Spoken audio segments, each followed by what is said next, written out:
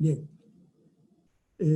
decía que muy agradecido por la invitación y debemos tomar esta presentación como una continuación de la anterior, que era el COVID-19 y los retos inmediatos, como por ejemplo, cómo enfrentar la pandemia, la segunda ola de la pandemia.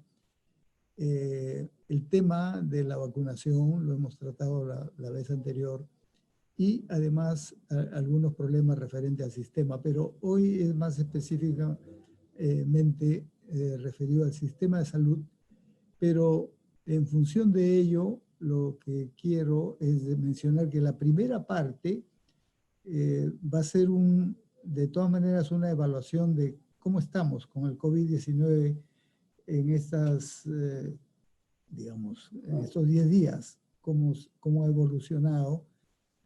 Voy a presentar cifras actualizadas, tanto a nivel mundial como a nivel de país, y refrescar algunos temas respecto a la situación del sistema para poder luego definir lo que específicamente me ha sido solicitado es qué debemos hacer con relación al sistema de salud.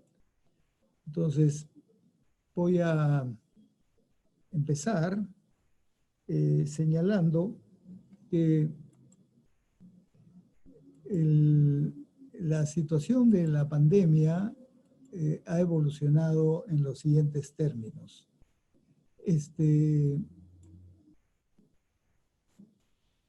Ahí, si ustedes ven esta lámina, está con datos del 27 de diciembre, es decir, de hace 2 días, son los datos más actuales que contamos, con información de Reuters.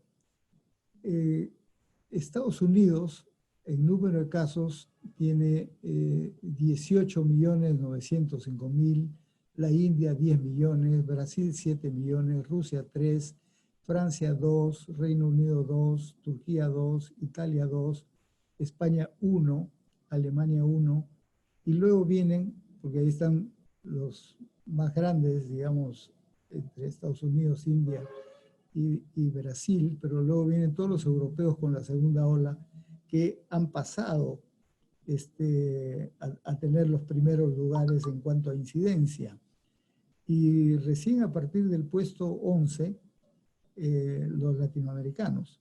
Colombia con 1.500.000, Argentina 1.500.000, México 1.300.000, y luego Polonia, Irán, Ucrania y Perú con 1.318.000 casos, como digo, al 27 de diciembre, está en el puesto 17. Ustedes recordarán que en la presentación anterior el Perú estaba un poco más adelante, pero los otros países, sobre todo los europeos, nos han superado porque su segunda ola aún no acaba.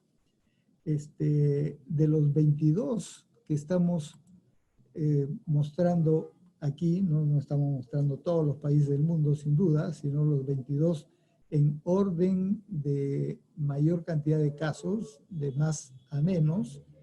En el puesto 22 está Bélgica con 638.000, pero cuando medimos esa cantidad de casos por millón de habitantes, y aquí está en la siguiente columna la población, cuando hacemos esta división de casos por población o entre población, tenemos una incidencia por millón que es la columna coloreada. Y ahí, ¿quién tiene mayor cantidad de casos por millón? La República Checa, que está en el puesto 21 en total de casos. Cuando se divide por su población, está en el número 1. Eso es bien importante porque antes la República Checa no estaba, pero como parte de esta segunda ola europea ha incrementado, pero por tener una población pequeña, digamos 10 millones.7, pasa a ser el país con mayor incidencia por millón de habitantes. El segundo pasa a ser Estados Unidos, que tiene 57.000 casos por millón. Estados Unidos no estaba en el segundo lugar cuando se hacía esta contabilidad por millón, pero como sigue Estados Unidos un incremento de incidencia de casos bien alta, ya pasó al segundo lugar. En tercer lugar está Bélgica, que si bien tiene nomás 638.000, como tiene una población pequeña también, pasa a ser el tercero. Cuarto está Países Bajos, o sea, Holanda. Quinto está España, que se ha incrementado. Sexto, Francia. Séptimo, Brasil. Octavo, Argentina. Y luego está noveno, está Reino Unido. Décimo, Italia. 11, Polonia. 12, Colombia, y 13 está Perú. Es decir, también hemos bajado en estos últimos 10 días o 2 semanas, porque los otros han incrementado y nosotros todavía tenemos una tendencia a la baja, pese que, como ya sabemos, en algunas regiones hay un repunte, ¿no es cierto? Entonces, esta es la situación general en cuanto a incidencia. Pero si queremos ver por fallecidos, tenemos esta otra estadística. Por fallecidos, el país con mayor cantidad de fallecidos en cifras absolutas es Estados Unidos, 331.000 fallecidos. Luego está Brasil, 190.000, India, 147.000, México, 122.000, y luego vienen Italia, Reino Unido, Francia, miren, están en 71, 70, 62, 54. Y por fallecidos, nosotros estamos en el puesto 13, Perú, 37.414 fallecidos al 27 de diciembre. También hemos disminuido en proporción a los otros países, por eso hemos pasado, antes estábamos en puestos más expectantes, digamos, por la cantidad de fallecidos que teníamos, sobre todo la primera ola que nos golpeó tan duro, pero cuando se mide por población, o sea, fallecidos por millón, Bélgica sigue siendo el primero. Bélgica está 19, en el puesto 19 por número total, cifra absoluta de fallecidos, pero tiene 1.665 fallecidos por millón. Está en el primer lugar. Nosotros estábamos en el segundo lugar, si ustedes recuerdan, eso lo vimos la semana anterior, pero ya nos superó Italia. Italia está en segundo lugar de fallecidos por millón, 1.189, y nosotros todavía estamos terceros, 1.161. Pero es muy probable que quienes están cuartos, quintos o sextos, cuarto está Reino Unido con 1.060, España está quinto con 1.057, Estados Unidos con 1.007 está sexto, México está séptimo con 963. Todos ellos, estoy seguro, nos van a pasar en las próximas semanas. Entonces el Perú ya no va a estar tercero, va a estar más abajo, digamos, si logramos parar o frenar o minimizar una segunda ola. Porque si nos agarra una segunda ola con mucha fuerza, seguramente vamos a estar en estos puestos poco privilegiados, digamos, de ser países con mayor mortalidad o con mayor intensidad. Como también hemos dicho, el Perú probablemente no tenga una segunda ola como están teniendo los europeos. Y en parte eso se debe o se debería a que durante la primera ola nos ha golpeado tan fuerte que hay una cantidad importante de la población que ya está, digamos, ha generado anticuerpos y probablemente no sean afectados durante la segunda ola. Como ustedes saben, porque se han hecho estudios de cero prevalencia, el Ministerio de Salud lo ha hecho. El más reciente estudio de cero prevalencia para Lima y Callao habla de 39.3% de la población ya generó anticuerpos por haber estado en contacto con el virus, es decir, prácticamente el 40%. Pero ese 40%, si está relativamente protegido porque ha generado anticuerpos, todavía quiere decir que hay un 60% de la población en Lima y Callao que no tiene ningún tipo de protección. Y para que haya una segunda ola, como sabemos, tiene que haber el virus circulando, y está circulando, como todos sabemos, por todo el país, y 2, población desprotegida. Estamos hablando de Lima y Callao, pero esto difiere de cada región, ¿no es cierto? En el caso de Piura, Lambayeque, ese porcentaje de población con anticuerpos, o sea, a través de los estudios de prevalencia, es un poco más alto que en Lima y Callao. Y en el caso de Loreto, particularmente Iquitos, como sabemos, desde julio se detectó que un 70% de la población había estado ya en contacto y tenía anticuerpos generados. Por lo tanto, tenemos regiones que fueron de las más golpeadas en la primera ola, como son los del norte, Piura, Lambayeque, La Libertad, o las de selva, es el caso Loreto, Pucallpa, que están por encima del 40%. Pero hay otras regiones que están por debajo. No se tiene todavía los resultados finales del estudio nacional, pero supongamos que el promedio sea, digamos, 35-40% entre unos que tienen mucho más y otros que tienen menos. ¿Eso qué quiere decir? Eso quiere decir que por lo menos todavía unos 18 millones, de 18 a 20 millones de personas en el país no tienen defensa, ni natural por haber estado en contacto con el virus durante la primera ola, ni por la vacuna, porque todavía no estamos vacunados, ¿no es cierto? Entonces, existen los dos elementos fundamentales para que haya una segunda ola. Tenemos virus circulando y tenemos población desprotegida. ¿Qué cosa es lo que podría evitar, minimizar? Yo creo que se va a dar de todas maneras una segunda ola, pero ¿qué cosa podría reducir el impacto? Las medidas de seguridad y de prevención, ¿no es cierto?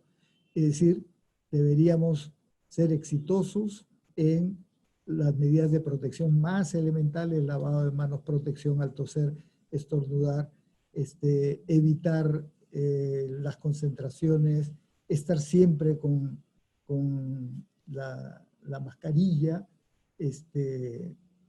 Yo en este momento no la estoy usando, yo la uso todos los días y todo el día, porque estoy ahora en un ambiente aislado y no hay otras personas, ¿no es cierto? En esos casos, como cuando estamos en casa, podemos no usar la mascarilla, pero tenemos que usar permanentemente, como es la recomendación, y evitar los sitios de concentración y garantizar el distanciamiento social. Bueno, eso es lo que tenemos por delante, y esto es lo que estamos viendo como la realidad, digamos, a nivel internacional, y lo que el Perú está, cómo está ubicado el Perú en ese contexto.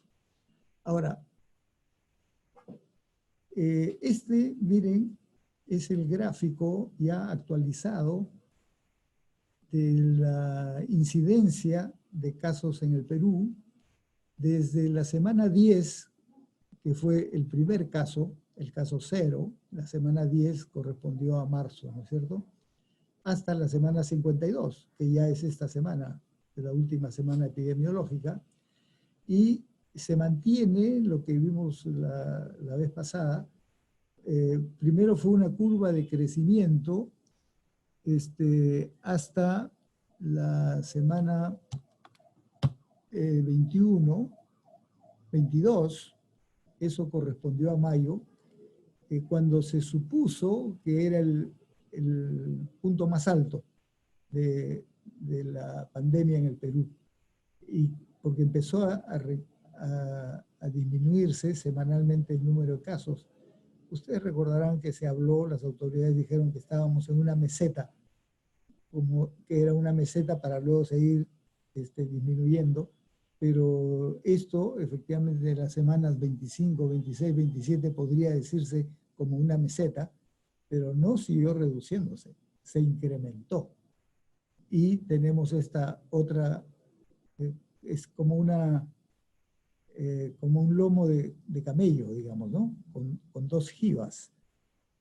No es que haya sido una segunda ola, es parte de la misma primera ola que tuvo su punto más alto ya la semana 34, con 60.000, casi 61.000 casos esa semana.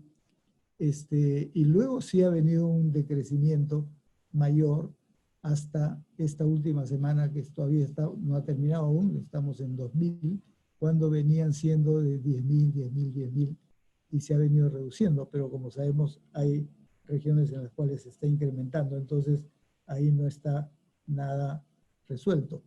Pero como expliqué en la reunión anterior, aquí lo que hubo fue que esta segunda jiba de la curva no es que incrementaron en el norte, en Loreto, en Lima, Callao, que ya habían tenido su incremento, sino esto corresponde al incremento en el resto del país, que hasta las primeras semanas no habían participado, es decir, particularmente toda la sierra y todo el sur, tanto costa como sierra y como selva.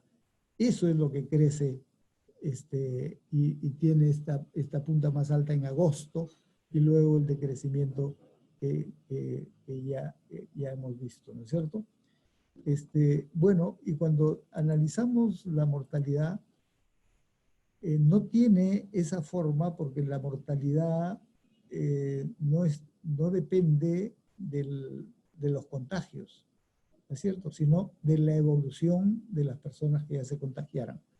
Y ahí hay otros factores, ¿no es cierto? De las personas que hacen el cuadro leve, cómo puede pasar a moderado o a grave, y si tenemos capacidad o no capacidad para responder, eso ya mide más el sistema, porque lo que la mortalidad significa es que no hemos tenido capacidad para salvar esas vidas, ¿no? Y eso está mostrando nuestras debilidades a nivel del sistema de manera más importante. Como se ve aquí, la mortalidad no empezó en la semana 10, sino empezó en la semana 12. O sea, 15 días después de los primeros casos aparecieron los primeros fallecidos. Esa semana 12 hubo 7 casos, luego se fue incrementando hasta llegar a la semana 25 con 2.041 fallecidos esa semana, y luego empieza a decrecer lentamente y el decrecimiento sigue hasta la actualidad. A nivel de mortalidad, estamos como, aunque aquí el gráfico le ha faltado las últimas semanas, pero la tendencia al decrecimiento es igual, estamos casi como la semana 14, digamos, a nivel de mortalidad, y ojalá podamos mantenerlo ahí, aunque como vemos en determinadas zonas está la situación crítica, el número de camas, por ejemplo, se ha reducido de manera importante y a nivel de UCI con mayor razón, y eso es un terreno todavía incierto. No podemos decir ya hemos superado, ni mucho menos, sino que está evidente, ¿no? Los datos de cómo las posibilidades de que esto pase a una segunda ola declarada está presente. Porque, miren, esta es una información de salud En esta lámina lo que estamos viendo es el número de camas UCI en nuestros servicios de salud al 24 de diciembre, o sea, a la semana pasada. Los que están en rojo son los más críticos. Cusco estaba casi al 100% o definitivamente el 100% de camas UCI ocupadas. Pero igualmente en Lima, por ejemplo, el Rebagliati estaba 98.8% de camas ocupadas, el Almenara. O sea, los grandes hospitales de Lima y las grandes redes estaban así de comprometidas. Y de manera diferente, eso lo conocen ustedes mejor porque lo están viviendo, la situación de las diferentes redes, como digo, la línea roja quiere decir camas ocupadas y verdes son las camas disponibles.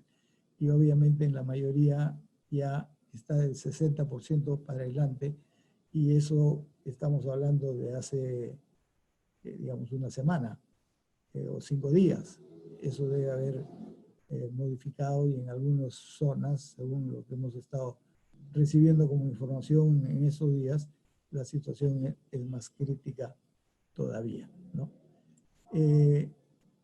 Pero quiero insistir, y por eso lo voy a mencionar, lo que en la presentación anterior dijimos, ¿no?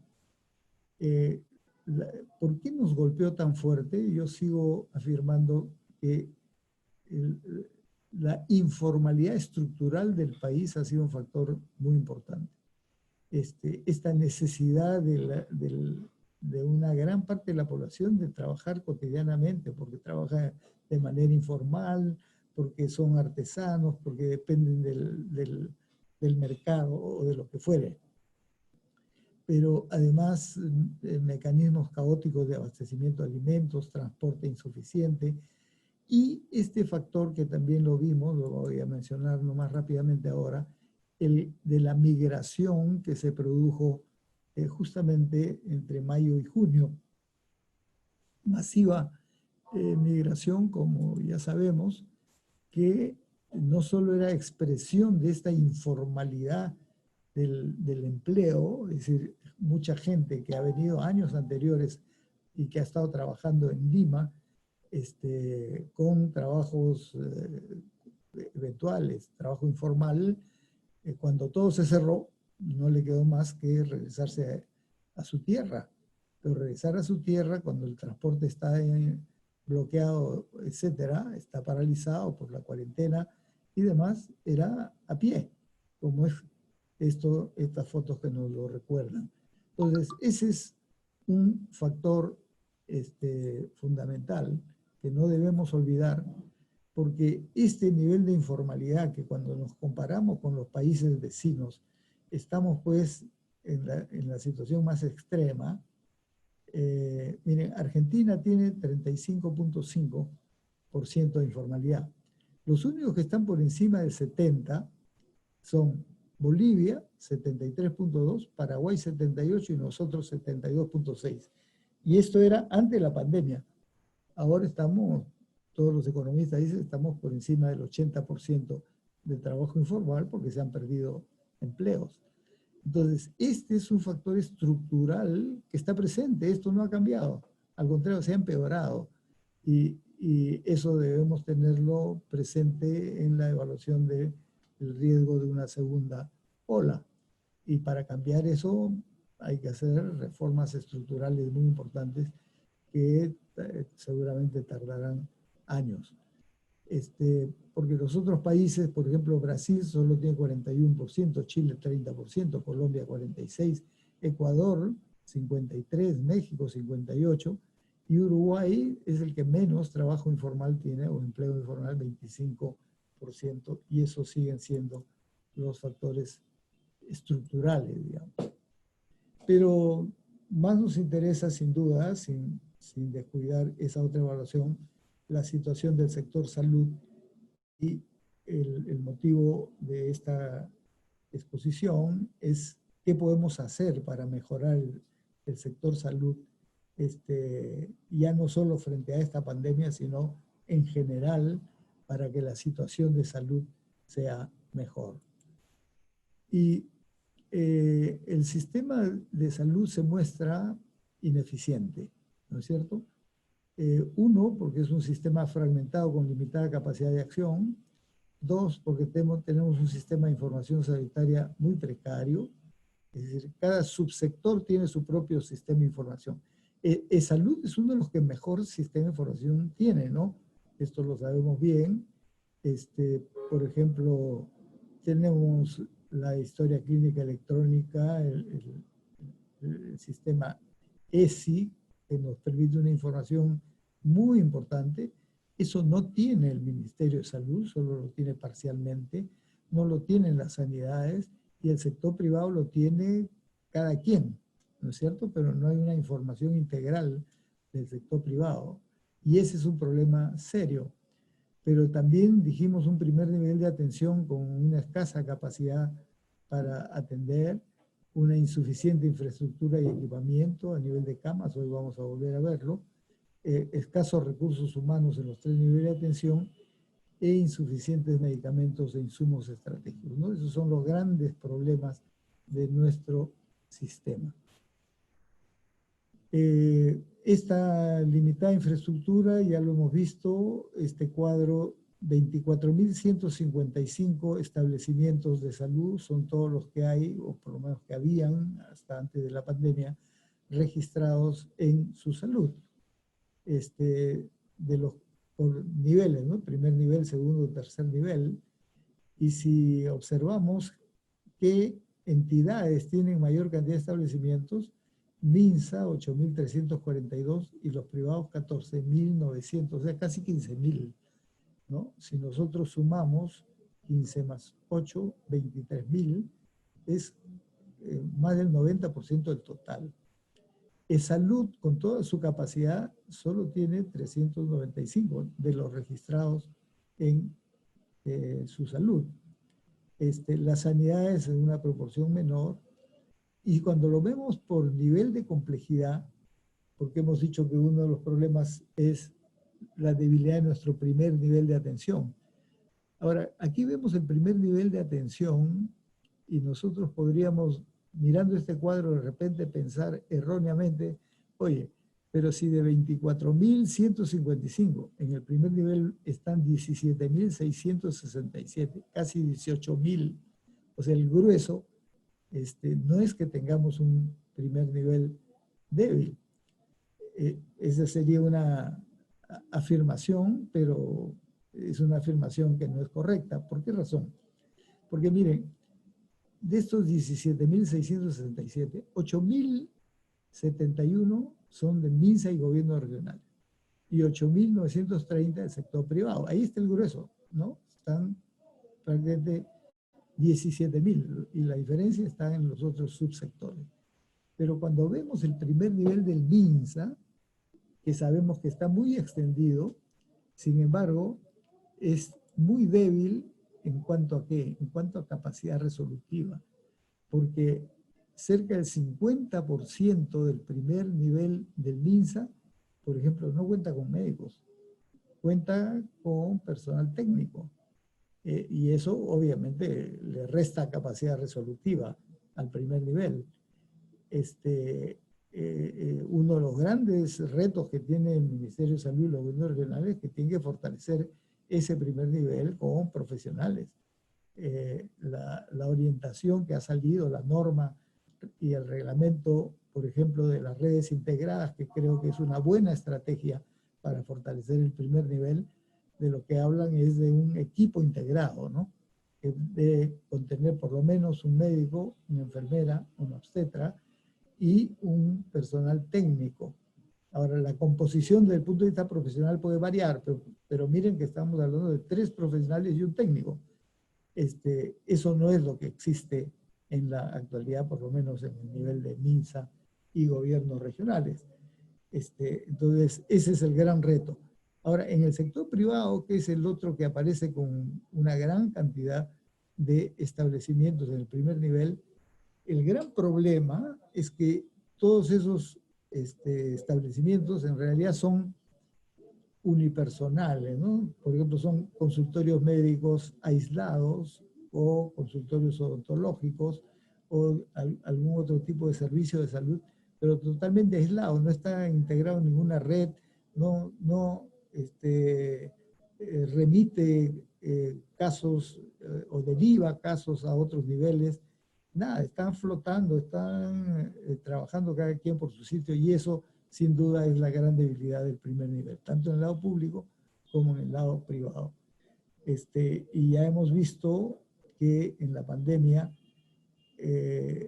la, digamos, capacidad resolutiva que tenían los niveles 2 y 3 es camas, ¿no es cierto? Para este tipo de pandemia era camas, pero no solo, era camas, capacidad de diagnóstico y particularmente atención con oxígenos y medicamentos. Y el oxígeno, como sabemos, ha estado faltando clamorosamente, y sobre todo las camas UCI se convirtieron en la mayor debilidad. Bueno, señalemos eso porque eso es parte de lo que tenemos que resolver o debería resolverse a nivel de las políticas. Este cuadrito, que también lo hemos mostrado la vez pasada, era nomás para recordar el número de camas. El cuadrito de arriba nos muestra el total de camas. Esto es con cifras de agosto. Esto ha ido variando, pero no mucho. 41.521 camas en total en el país, sumando todo: ministerio, salud, sanidad, sector privado, etcétera. Lo que ha ido variando es cuántas eran COVID y cuántas no COVID, porque se ha ido pasando camas no COVID a COVID y en el último tiempo al revés, ¿no es cierto? De acuerdo a la necesidad. Pero lo importante es medir estas 41.000 camas en relación con población, qué porcentaje es y cómo nos pone eso frente a los estándares internacionales. Porque cuando dividimos por este número de camas por cada 1.000 habitantes, resulta que tenemos 1.25 camas por 1.000 habitantes. Y como también lo hemos señalado anteriormente, el estándar es 2.5, o sea, lo que tenemos es la mitad de lo que se necesita como país.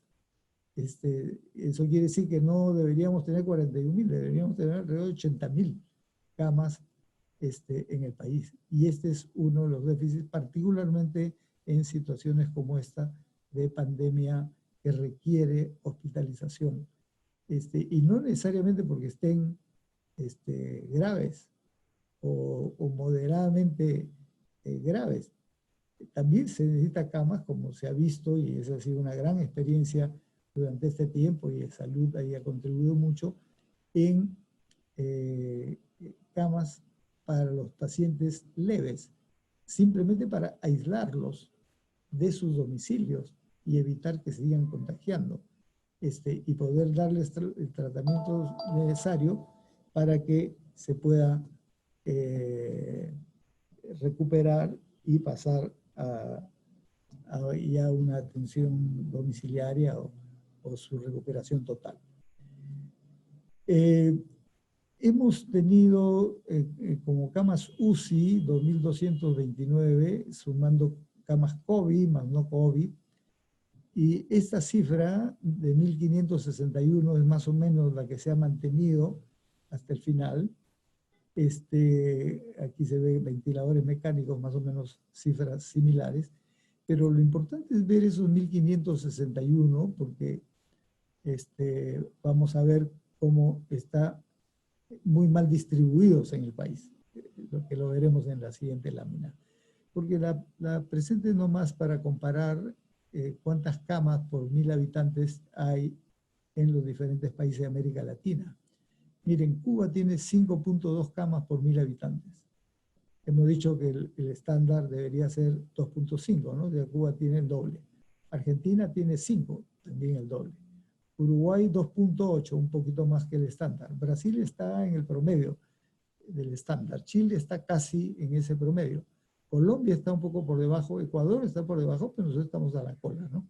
con 1.25, y esto tiene que ser, lógicamente, superado.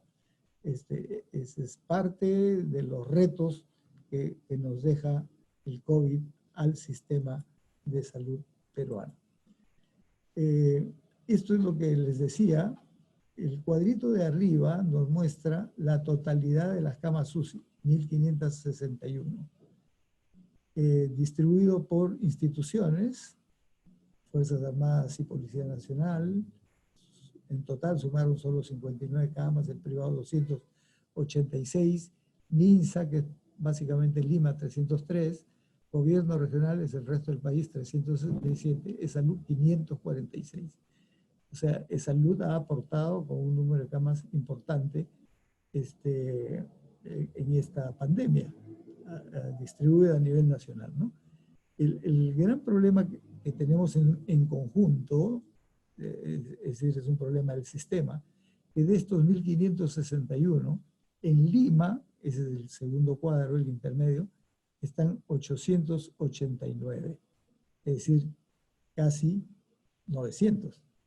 Eso quiere decir el 60%, un poco más del 60% de las camas UCI están en Lima, para una población de 10 millones y pico.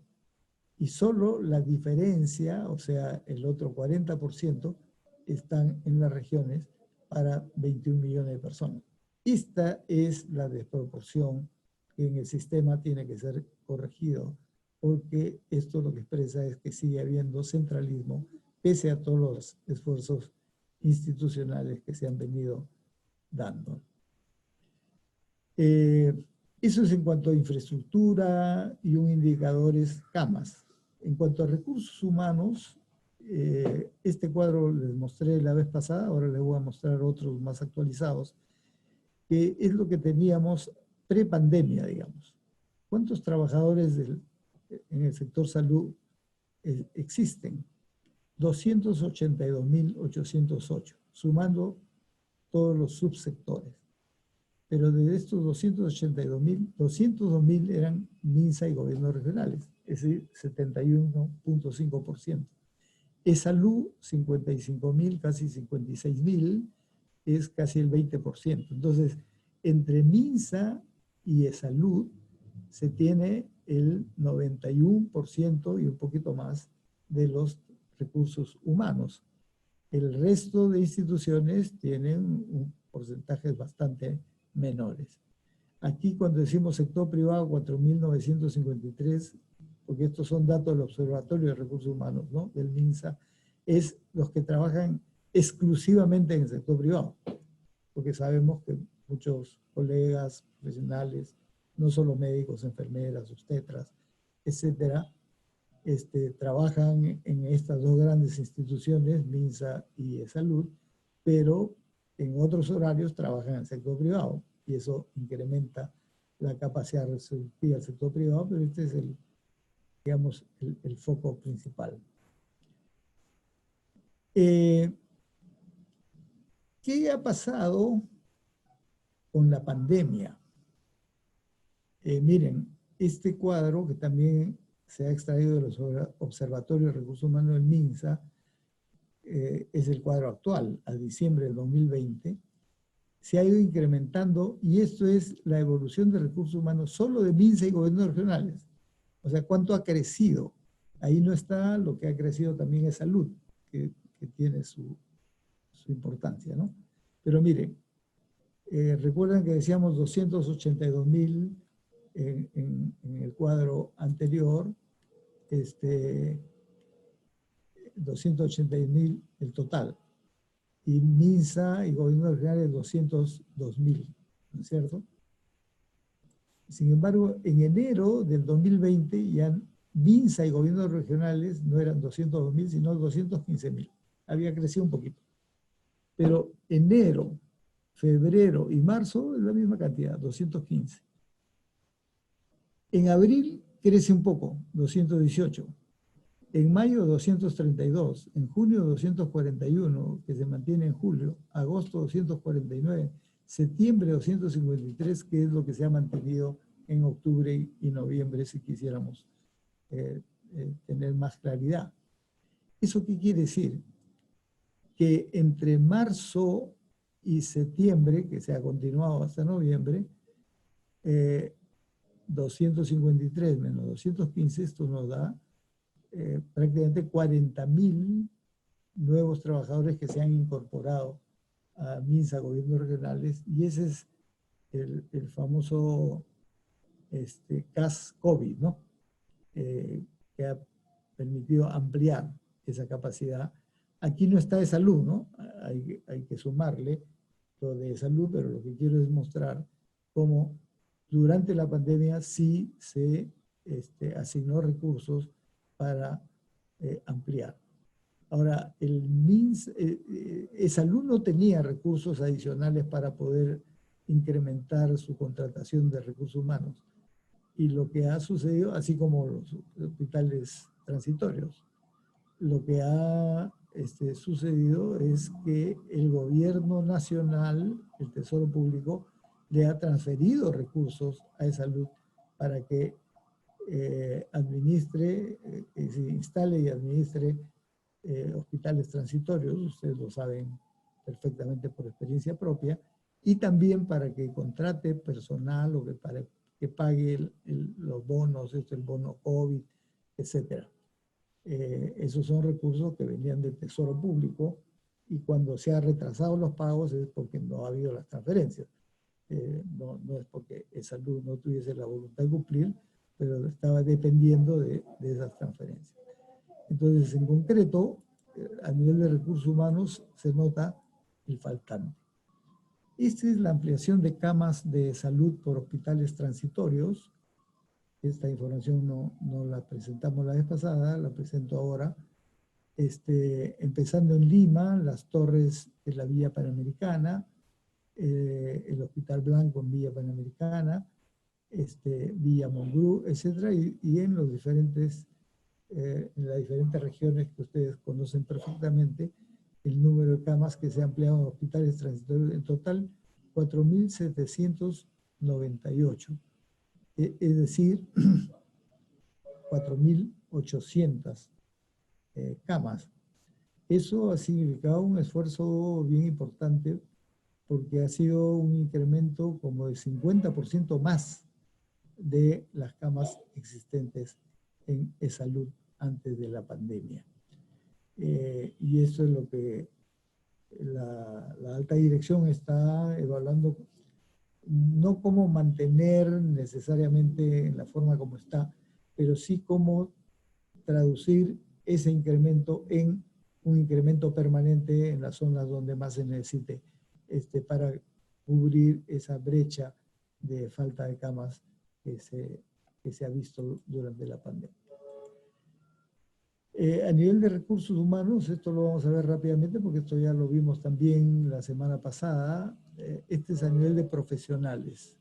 Y como vemos, la barra de arriba es el promedio nacional que nos dice que tenemos 34.5 profesionales por cada 10.000 habitantes. El estándar que recomienda la Organización Mundial de la Salud es 45 y tenemos 34.5, es decir, nos falta un tercio de profesionales. Aquí estamos hablando solo profesionales para estar en el estándar. Muy pocas regiones tienen esa cantidad alrededor de 40 o cercano a 45. Callao, quien más, tiene 50 profesionales por 10.000 habitantes. Apurímac tiene 48.9, aunque el grueso de sus profesionales es enfermería, ¿no?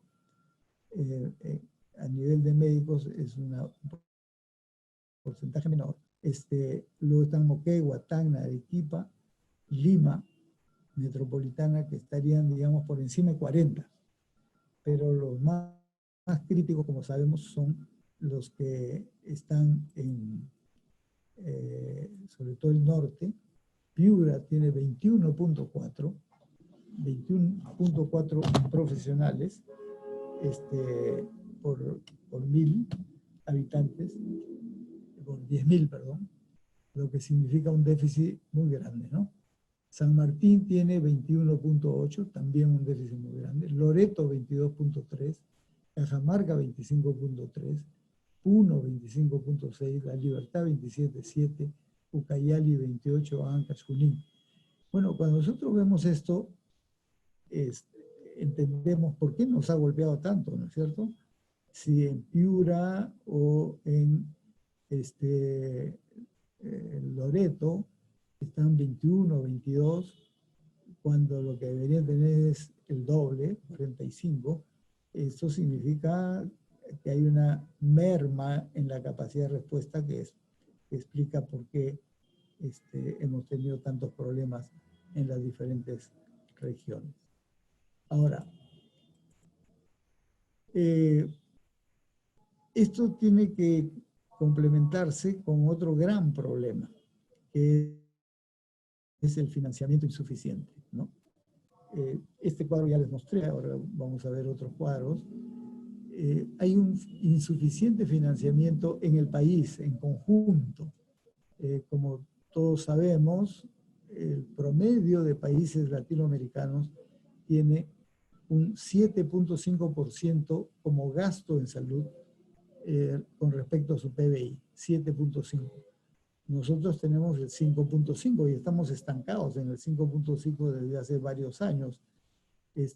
Y los componentes de ese financiamiento son gobierno, la barra verde, salud, la barra celeste, y privados, la barra amarilla. Pero cuando decimos privados, estamos hablando en realidad de las familias, ¿no? Es el gasto de bolsillo.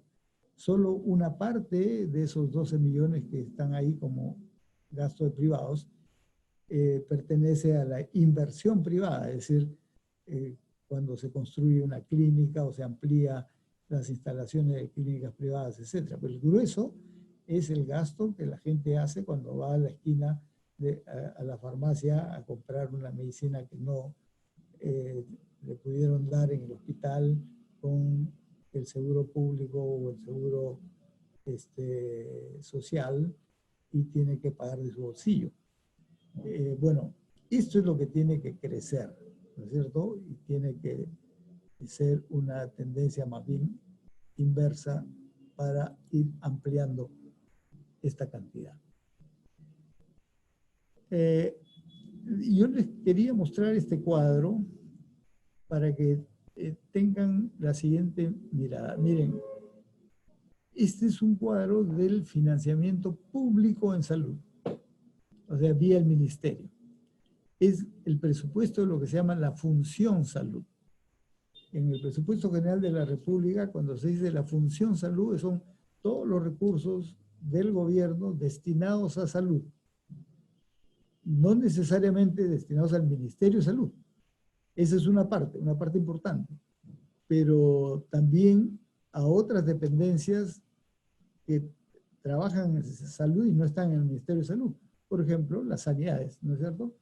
El presupuesto en el Ministerio del Interior dedicado a la sanidad y a la policía, eso entra dentro de la función salud.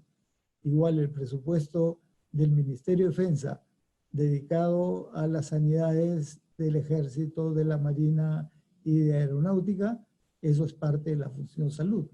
Pero no solo, también el presupuesto del Ministerio de Justicia que le asignan al INPE para atender las cárceles, porque hay, como sabemos, policlínicos, centros de salud en las cárceles, eso es parte de la función salud. Educación tiene también consultorios en determinados colegios, tiene personal de enfermería, médicos, y por lo tanto tienen también su participación. Entonces, todo eso es función salud, ¿no es cierto? Está en el presupuesto de la República. Por la función salud, el año 2020 se aprobó que su punto de partida, lo que se llama el presupuesto institucional de apertura, el PIA, era 18.494 millones, es decir, casi 18.500.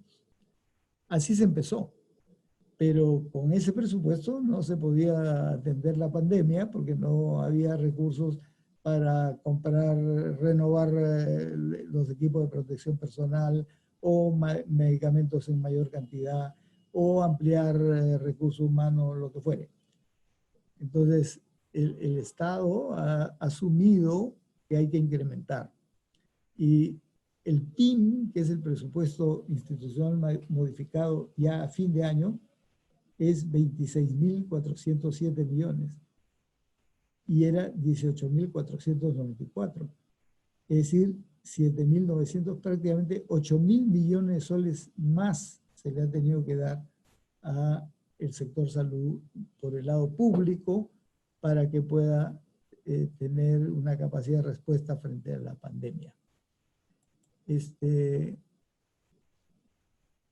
el caso de e-salud, aparte del presupuesto regular de e-salud, que para este año ha sido alrededor de 12.000 millones de soles, que es con los aportes de los empleadores, 12.000 millones. e-salud ha recibido transferencias del Tesoro Público para las vías. Aquí está Vía Panamericana 1, 2, etcétera. Están las cantidades que se ha recibido de todos estos centros de atención y aislamiento temporal. Eso ha sido transferencias a e-salud. Pero por el lado de los centros temporales se ha recibido 261 millones. Pero también porque ha habido decretos del gobierno que decían, por ejemplo, hay que dar subsidios por incapacidad temporal. Ahí está el DU 026, el DU 307, pero ¿de dónde es? Si el salud no tiene más capacidad para ello, entonces le transfirieron 200 millones para ese fin. Igualmente, para la suspensión perfecta de labores, garantizando la continuidad de las prestaciones, también cantidad. Prestaciones económicas para trabajadores, contratos de personal CAS, 87 millones. O sea, en total, por el lado de los subsidios, se han producido 1.033 millones. Y si se suman las dos cosas, o sea, tanto para centro de aislamiento temporal como para estas contrataciones que el Estado le imponía a e-salud, es 1.294 millones más, o sea, 1.300 millones. Es en esa proporción que ha crecido el presupuesto de e-salud. Ahora, e-salud también ha necesitado otras transferencias. Por ejemplo, del fondo de reserva. Como ustedes saben, todos los años lo que se capta de pago, las contribuciones que hacen los empleadores,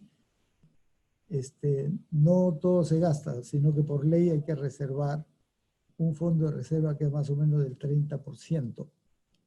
Entonces cada año se va recortando para ese fondo, que son en cifras absolutas más o menos 3.000 millones. ¿Y para qué sirve ese fondo de reserva?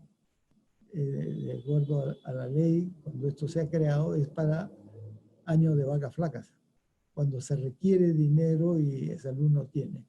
Y este es perfectamente un año de vacas flacas.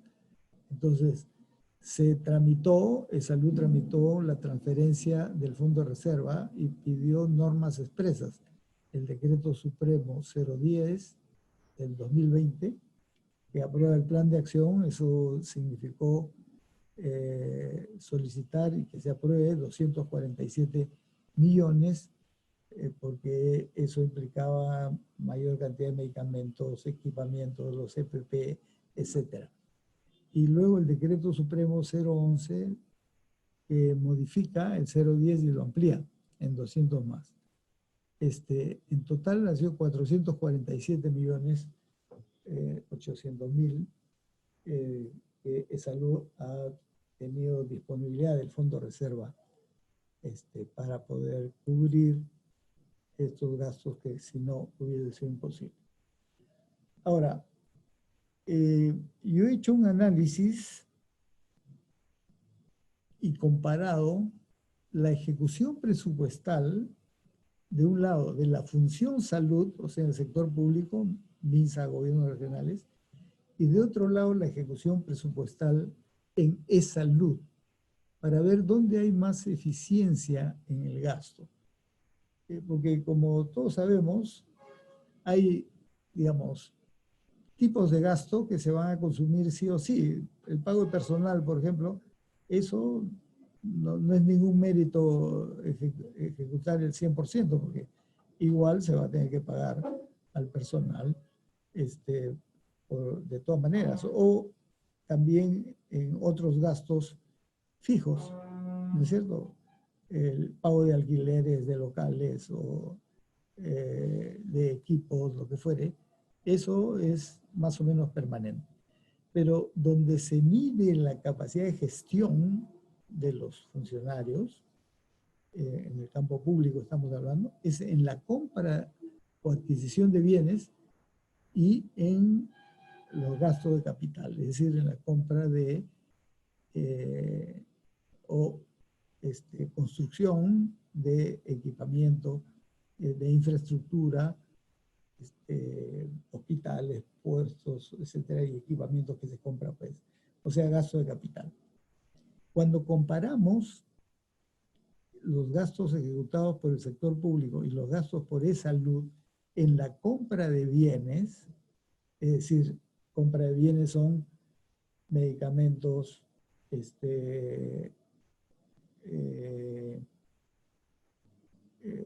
todo lo necesario, por ejemplo, para la actividad, los equipos de protección personal, insumos para análisis, etcétera, etcétera, ¿no es cierto? Todos son compra de bienes. La barra celeste es la función salud, o sea, el sector público. Esto al 31 de octubre, que es el corte que se hizo para esta evaluación, había ejecutado el 60%.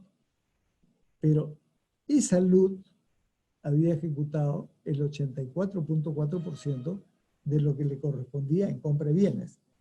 Entonces, si comparamos el sector público, dígase función salud, el MINSA, gobierno regional, etcétera, con e-salud, donde se nota claramente mayor eficiencia en el gasto, es e-salud.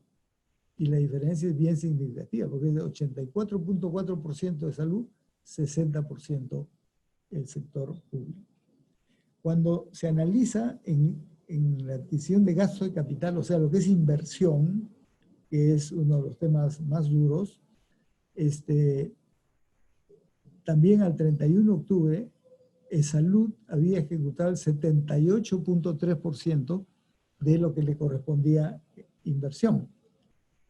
Y el gobierno nacional, a través del MINSA y gobierno regional, solo el 38.9%. O sea, salud había ejecutado más del doble de lo que ejecutó el sector público, ¿no? Y esto es importante tenerlo presente porque son los mecanismos que hay. En el caso, y ustedes lo conocen perfectamente, yo puedo poner el ejemplo de Iquitos, que me tocó ver muy de cerca, porque en el momento más agudo de la pandemia faltaban camas, faltaba personal, faltaban medicamentos. Y nuestro colega Percy Rojas desde allá estaba desesperado porque no tenía cómo resolver eso con los recursos de allá. Entonces, se le pidió, se le dijo que pida formalmente esos recursos. Eso lo evaluó la Gerencia Central de Operaciones, comprobó que era una necesidad, tanto recursos humanos como camas, equipos de protección personal, medicamentos, etcétera. Se pasó a la alta dirección, a la presidencia ejecutiva y a la gerencia general, que ante esa demanda claramente justificada, autorizaron y se produjeron las compras digamos, ese proceso en salud es bastante más rápido de lo que puede ser en el sector público. Porque, ¿cómo es en el caso del sector público? La Dirección Regional de Loreto, para poner el mismo ejemplo, estuvo también con los mismos problemas. Le faltaba camas, le faltaban medicamentos, le faltaba recursos humanos, etc. Entonces, ¿ellos qué hicieron? Le envían a su gobierno regional. Pero el gobierno regional no tiene fondos para eso. Y eso es lo que le dijeron, se lo devolvieron. Le dijeron, pide al MINSA. Pero si una región le pide al MINSA, el MINSA tampoco tiene un fondo ahí para entregar a cualquier región, porque se supone que los gobiernos regionales tienen esa capacidad, lo que no necesariamente es cierto, y es lo que efectivamente se comprobó. Entonces, terminan pidiéndole al MEF. Pero, ¿cuánto tiempo ha demorado todo eso? La capacidad de respuesta de e-salud en el caso de Loreto fue mucho más rápida que la respuesta del ministerio y de los gobiernos regionales, aún en circunstancias que estábamos todos rebasados, ¿no es cierto? Porque esa primera ola nos rebasó a todos en cuanto a necesidades. Pero es importante tener presente esto porque esto es clave para decidir qué tipo de modificaciones en el sector hay que hacer. Porque yo creo que hay que rescatar los mecanismos de trabajo de e-salud e incorporarlos como idea general para mejorar esa falta de eficiencia.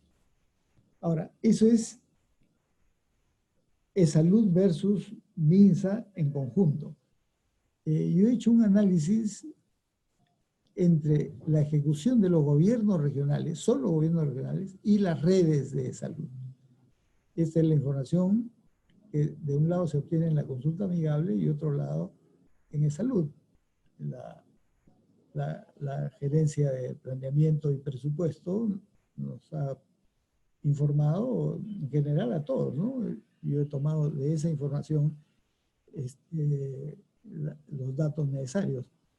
Y cuando se compara redes de salud versus gobiernos regionales en lo que es compra de bienes, aquí no estamos introduciendo gasto de capital, porque las redes de salud no compran bienes de capital, ¿no es cierto? Eso lo hace centralmente. Entonces, pero sí es en bienes y servicios. Y cuando se compara, los gobiernos regionales también al 31 de octubre habían ejecutado el 62.5%, mientras que las redes asistenciales de salud están en el 82.1%. Eso lo que nos está mostrando, obviamente, es una mayor capacidad de gestión por diversos mecanismos, como los que he señalado, mecanismos de administración mucho más ágiles y seguramente también mayor experiencia gerencial. Y esto se muestra muy claramente, ¿no? Bueno, en ese contexto, ¿cómo planteamos lo que desde salud se ha propuesto que hay que mirar como seguridad social universal?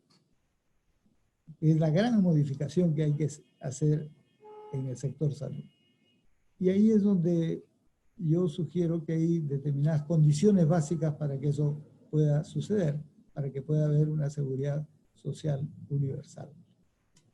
¿En qué consiste o qué son esas condiciones básicas? La primera es algo de lo cual se ha hablado mucho, que es fortalecer la rectoría del Ministerio de Salud, lo que es indispensable para que el conjunto del sistema funcione adecuadamente.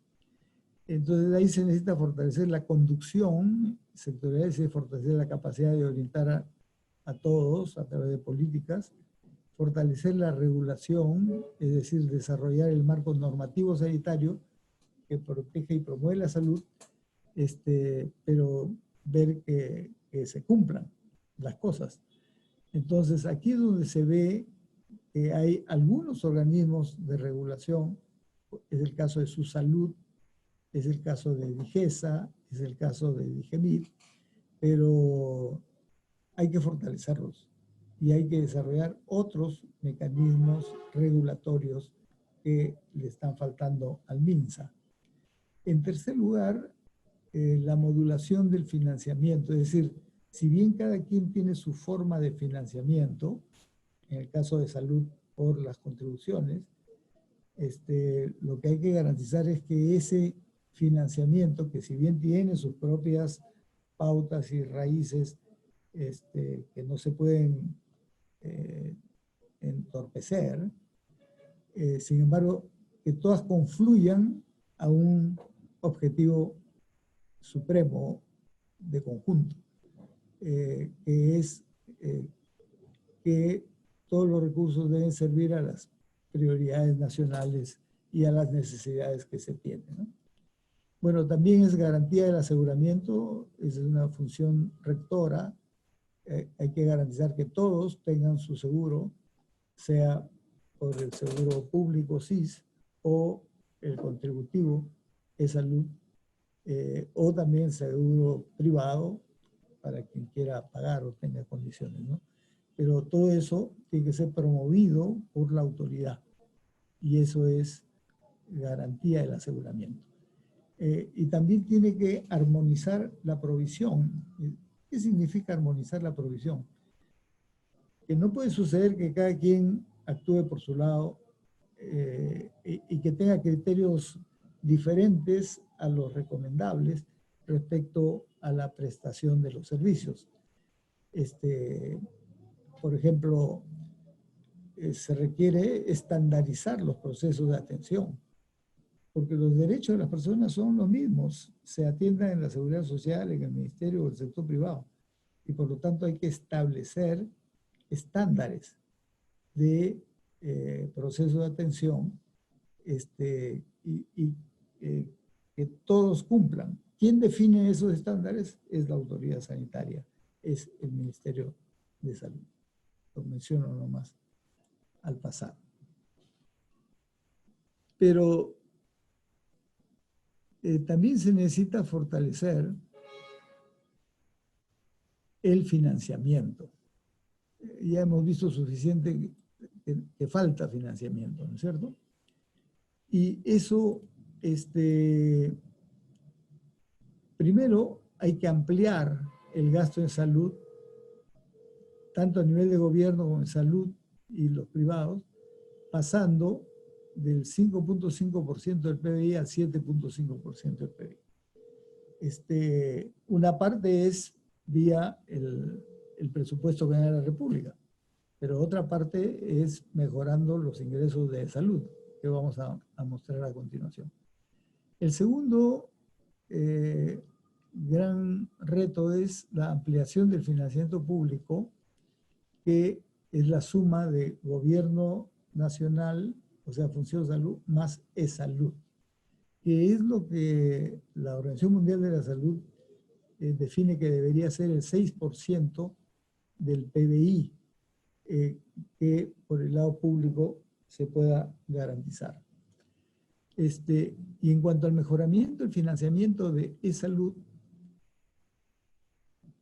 hay 4 alternativas que están propuestas acá. La primera es, y no es que estemos planteando esto como una novedad, sino que ya la institución viene trabajando esto, el pago de deudas de empleadores públicos y privados. La deuda que los empleadores tienen con salud es de 4.200 millones de soles, no es poca cosa. El 65% corresponde a empleadores privados y el otro 35% a empleadores públicos. Bueno, garantizar que eso se pague es fundamental. B, incrementar el aporte de los empleadores agrarios.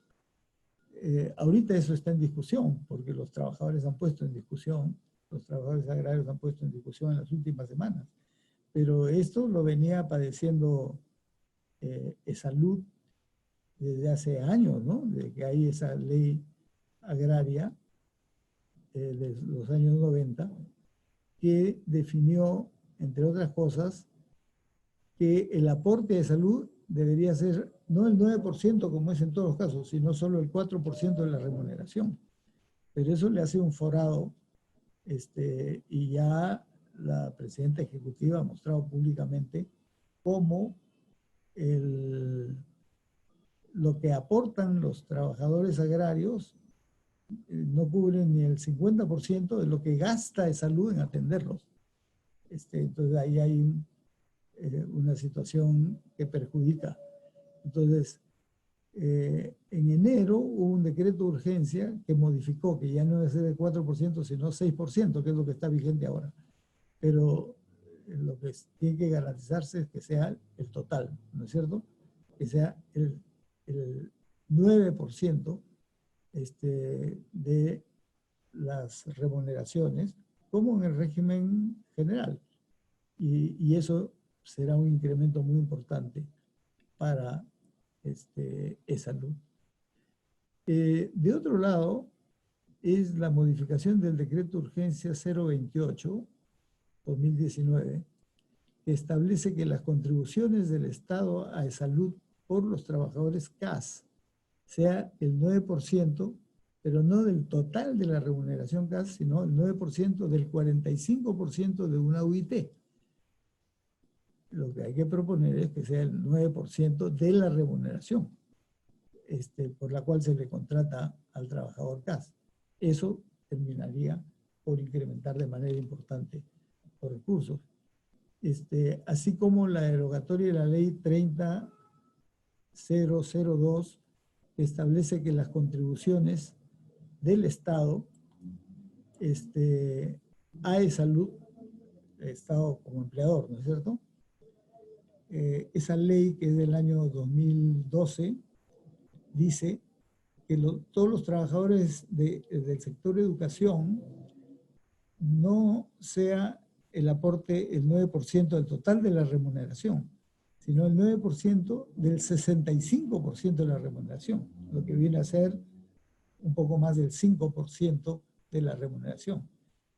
Y desde el año 2013, el decreto legislativo 1153 establece un régimen similar para los trabajadores del sector salud. Entonces, en el sector salud no se cotiza el 9% de la remuneración, sino el 9% del 65% de la remuneración. Lo que es obviamente un problema también de financiamiento para salud. Entonces, mejorar estas condiciones, así como una sugerencia que sería evaluar la conveniencia de modificar a futuro el monto de la contribución de los empleadores, porque estamos hablando de un 9% de la remuneración, porque eso es lo que está fijado desde hace años, pero en otros países no es el 9%, sino que el porcentaje que se aporta a la seguridad social, por ejemplo, en Argentina es el 13.2%, en Bolivia es el 10%, en Costa Rica es 15%, en Colombia es 12.5% y en Ecuador es el 10%. O sea, Perú es uno de los más bajitos, ¿no? Claro, plantear eso seguramente va a generar toda una discusión, sobre todo con el sector privado, con las empresas, pero es un tema que hay que evaluarlo con tranquilidad, porque hay que generar mejores condiciones para la seguridad social. Pero aparte de un incremento del financiamiento, tenemos que garantizar mejorar la gestión del gasto. Y ahí tenemos hasta 5 temas a tratar. El primero es fortalecimiento de capacidades gerenciales, tanto en planeamiento, convocatoria y ejecución de adquisiciones de medicamentos, insumos y equipos, y esto es válido tanto para el sector público, es decir, MINSA, gobiernos regionales, como para de salud, así como en planeamiento, convocatoria y ejecución de inversiones en infraestructura. O sea, tenemos que mejorar la capacidad gerencial. Esto es importante. No solo se requiere más plata, sino gestionar mejor el dinero existente. En segundo lugar, B, implementación del operador logístico, esto es para el caso del Ministerio de Salud, porque hay un decreto de urgencia del 011 que plantea un operador logístico que es una modernización de los procesos de adquisición y distribución de medicamentos y equipos. Salud en eso ha avanzado en los últimos años porque eso es Salog. Salog es el operador logístico, ¿no es cierto?, que está funcionando para Lima y Callao, y se espera que eso pueda extenderse a nivel nacional, pero la propia experiencia de Salud muestra que una instancia especializada para todo lo que sea distribución, almacenamiento, distribución, garantiza una mejor atención de los usuarios. En tercer lugar, es el impulso a las asociaciones público-privadas ahí donde se requiera, porque se requiera financiamiento. Porque si Salud tiene el financiamiento suficiente, no tendría por qué recurrir a una APP. Pero si no tiene cómo financiar, esta es una alternativa que permite, como en el caso de los hospitales Kaelin y ya se me fue el nombre, pero los dos hospitales que tanto el Hospital del Callao como el de Villa María del Triunfo permiten un funcionamiento que está cubriendo parte de una demanda que no se podría cubrir de otra manera. Así como, ya esta es una recomendación a nivel nacional, contratos de gobierno a gobierno. Por ejemplo, se ha suscrito un contrato con el gobierno de Francia que va a retomar la construcción del Hospital Lorena del Cusco o el nuevo hospital de Coyique, ¿no?, el Sergio Bernales. Son modalidades que se pueden utilizar si se quiere ganar en agilidad o ampliar el financiamiento. Pero también hay que revisar la ley de contrataciones con el fin de simplificar los procesos y garantizar mejores compras e inversiones. Y ese es un tema que debería quedar pendiente para revisar, porque eso es parte de lo que hay que hacer. El otro gran tema son arreglos institucionales. Es decir, esto es parte de una modernización del sector, es absolutamente indispensable.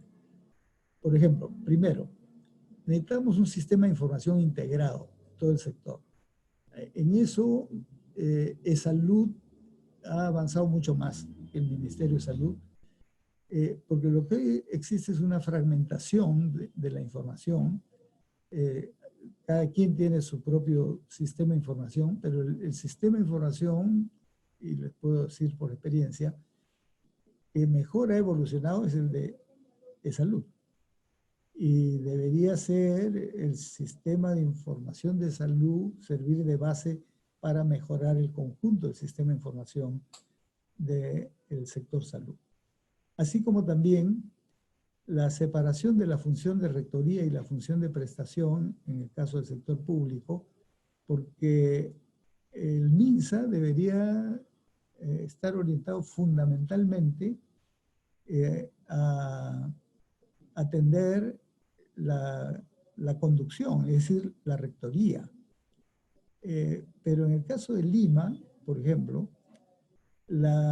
todo el aparato prestador, que es el más grande que tiene el sector público a nivel nacional, es decir, todos los institutos especializados, que son 8, más los hospitales nacionales, que son 12, más hospitales 2.1, 2.2, que son 6 o 7 actualmente, todos dependen del ministerio, es decir, los administra el ministerio. Y lo que debiera haber es una administración diferenciada, también del sector público, pero que libere al MINSA de esa función. O sea, debería haber una unidad que gestione las IPRES en Lima, una UJIPRES. Y este es un tema que es una recomendación que tendrá que discutirse. Lo tercero es la separación de las funciones de financiamiento y prestación en salud, que como se sabe, eso ya está en camino. porque en acatamiento a la ley 29344 de aseguramiento universal, que recomienda eso, es la ley del año 2009, ESALUD ha iniciado un proceso de separación de funciones entre la administración del financiamiento y la administración de la prestación. Es lo que está a nivel de propuesta en el libro blanco y sobre eso se están avanzando determinados pasos. Eso va a ser un aspecto muy importante. Un cuarto tema es la transformación del CIS en YAFA. Es decir, el CIS debería ser una YAFA, es decir, una institución de administración de fondos de aseguramiento y no simplemente una dependencia pública que recibe dinero y distribuye dinero. Es decir, tiene que ser una instancia que administre el riesgo, como lo hace ESALUD. Y esto requiere que el CIS pase a tener otro nivel y debería articular con la IAFAS ESALUD, que se creará de esta separación de funciones, para poder garantizar una mejor atención de conjunto, ¿no? A futuro se puede pensar en un proceso de unificación de IAFAS o de UJIPRES, pero en el corto plazo, digamos, o corto mediano, es una mejor articulación y coordinación de funciones, tanto en la administración del financiamiento como en la administración del aseguramiento.